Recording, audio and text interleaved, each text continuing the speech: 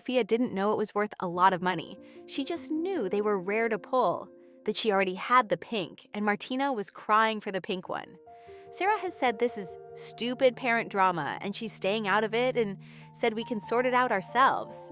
So, am I the a-hole for refusing to make my daughter give the brown Labubu back? Edit.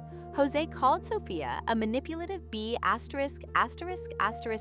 to me on the phone discussing it, not to Sophia's face.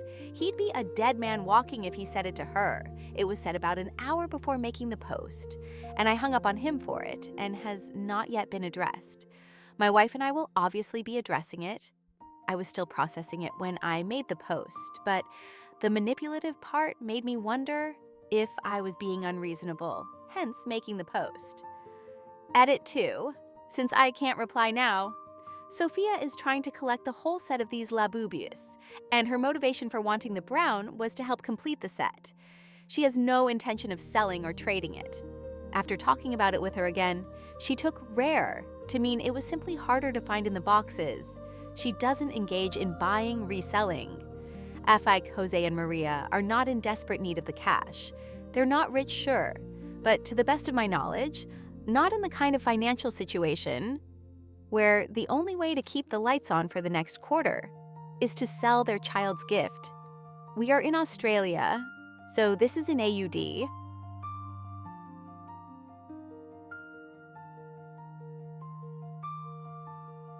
Am I the eye-hole for telling my daughter a trip for fun was a no-go? I 40. F. And husband 42. M. Have 4 children. Our oldest son, 22, M, lives on his own. We have 20F, 18, M, 10F, and our 2-year-old grandson that lives with us. Our 20-year-old daughter is currently a single mum in nursing school. She lives with us. We pay for pretty much all expenses, seeing as she is in school, and we want to see her succeed. I also dropped my full-time hours at work in order to help with childcare so she can work and attend school. We have had to cut back and money is much tighter, but all in all, we are able to help her at this time, and thankful we can help her, as we were also teen parents with not much help. We lived on our own, worked, paid our own bills, lived on a tight budget. Now comes the AITA part. So, as stated, we pretty much support our daughter and grandson while she is in school. We are also paying for her attorney for child support of custody, not something she wanted to do, but the father started a legal battle after she tried to work things out civilly. We have taken all of our children on spring break vacations and summer vacations every year, and always paid for these trips. Last summer, our daughter decided her and grandson were going to go on a trip to Alaska to visit friends that live there. They would fly out the day we returned from our summer trip. Husband and I kept our mouths shut and let her go. Now I caught wind she's planning another trip to Alaska when her semester ends in spring. I told her absolutely not, as we are financially supporting her and our grandson, and also footing thousands in legal fees for an attorney. Her taking a trip and spending that kind of money is disrespectful in my opinion. If she can spend that money, then she should be paying her own bills. I told her although she is an adult and can make her own choices that she lives in our house. And those choices come with consequences, such as her car, insurance, phone, and all other financial support would be over. Essentially, this would be the straw that broke the camel's back. As much as I don't want to see her struggle as a young single mum, I'm also not going to let her be disrespectful and take advantage of our willingness to help. She is upset and says this is no different than her going on spring break or summer vacation with us as a family, and that I'm just trying to hold her back and don't want her to travel or have any fun. That she deserves to travel and go on adventures if she chooses to do so. So, am I the a-hole for telling her she will essentially be cut off from help financially if she chooses to take this expensive trip? Do you consider taking a trip as a family and paying the adult child's expenses different, then them taking a trip on their own and spending thousands of dollars when they aren't supporting themselves? Am I the a-hole for wanting my stepdaughter to go to public school? Using a throwaway account, I, 45M, have a daughter, Amy, 16F, with my ex, and my wife, 41F, has a daughter from a previous marriage, Kara, 14F. Fake names. My daughter has always done well in school and was among the top performers in elementary and middle school. So for high school, we found a good private school which teaches more advanced concepts than regular high school and opens more opportunities for learning and better for college applications. She is doing well in this school, but the school comes with a hefty fees. I don't mind paying as it will help her future. On the other hand, My stepdaughter isn't as academically inclined, she was mostly average performing throughout. But we decided it would be good to put her in the same school as well. Since my daughter already went to this school, it was easier to get admission for her as well. This is where the problem is. Kara has been performing terribly on every test so far. This school has 6 to 8 smaller tests per subject each semester.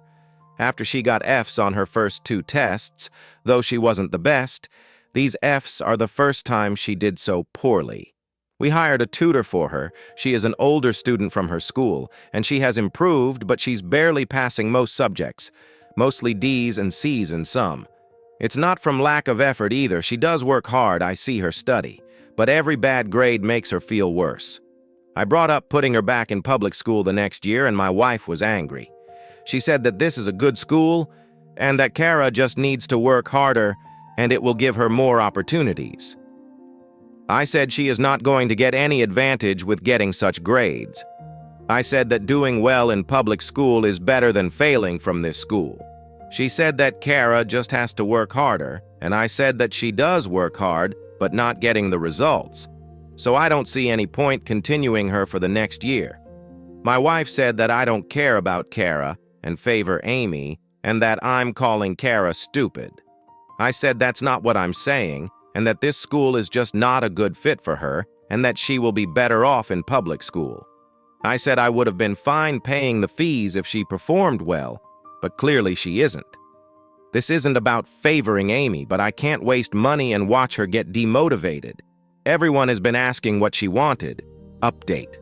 I asked her yesterday when me and my wife were discussing this. Turns out Amy overheard and told Kara everything. Kara now came to talk to us. She was staying with her bio dad then. So we talked. Kara said that she is relieved I want to change schools and that she can't keep up. She told Amy and her dad about her struggles and that she wanted to change schools just a month in, but didn't tell me as we had already paid the fees. She even brought it up with her mom that she can't keep up, but she told her to just work harder and that it was a good opportunity for her and reminded her how hard it is to get a seat in this school. I asked her how she was dealing with school, and she said that it put so much pressure on her and that she isn't able to keep up. Kara told me that she has worked 10 times harder than her classmates and still performs much worse than them, and she realized she isn't right for this school. Her words. She has accepted that she won't be at their level. She's also worried about next year because her tutor will graduate then, and the tutor has been the only person keeping her afloat. Also, her tutor won't be able to spend as much time the next semester either, as she has to work on college applications and tests. I then asked her what she wanted. She said she did want to change schools. I asked if she wanted to look at another private school or public school. She said public school, her friends from middle school go to normal public school, and though they have their struggles, she says they have it easier than her. So when I said that, we could change schools next academic year. She surprised me by saying that she wanted to change in the middle of the school year and that she hates her school. She said that since she's going to get kicked out anyways, she might as well change now. Getting kicked out won't look good on college applications. I asked her why she thought she would get kicked out. She told me that her teachers told her with her marks now, she would need to score 85% plus on every future test to not be kicked out. She has only been able scored around 50%, 55 to 60% being her highest. So far, no way she can improve and get that much in the next semester.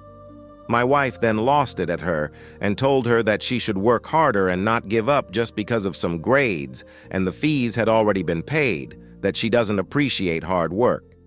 She said that we will find another tutor if her current one can't continue. I told my wife to stop and listen to her. She has been struggling the whole time, barely able to keep up under constant pressure. It's not due to a lack of effort, it's just not the right place for her. Kara actually agreed and told us to change schools, but my wife says that she wasted money on her. Kara said that putting her in this school wasn't her idea to begin with, and it was a mistake. She said she can't go for any of the extracurriculars or competitions because of her marks. Her friends in public school have a life outside school and aren't worried about studies all the time. So Kara said she wanted to change schools. but not wait till the end, but change it in the middle of the year.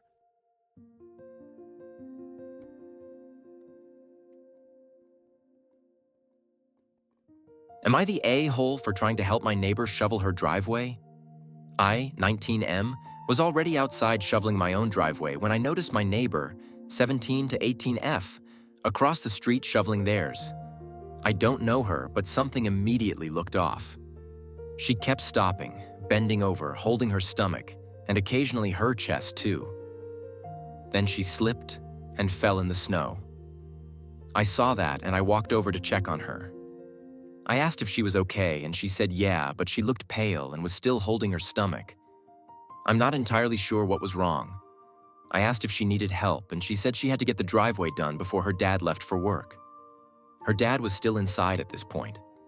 I told her I could just finish it really quick if she needed to rest. As we were talking, her dad came outside. He saw me shoveling and immediately started yelling, asking what I was doing on his driveway and what I was doing. I tried to explain that his daughter had fallen and looked unwell and that I was just helping her out.